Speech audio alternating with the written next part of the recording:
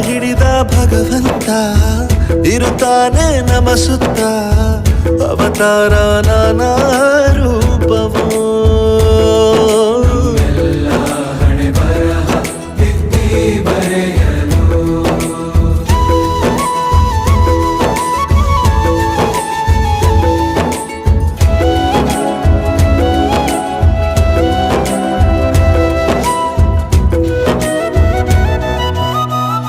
ಬಾಳಲ್ಲಿ ಲೆಕ್ಕ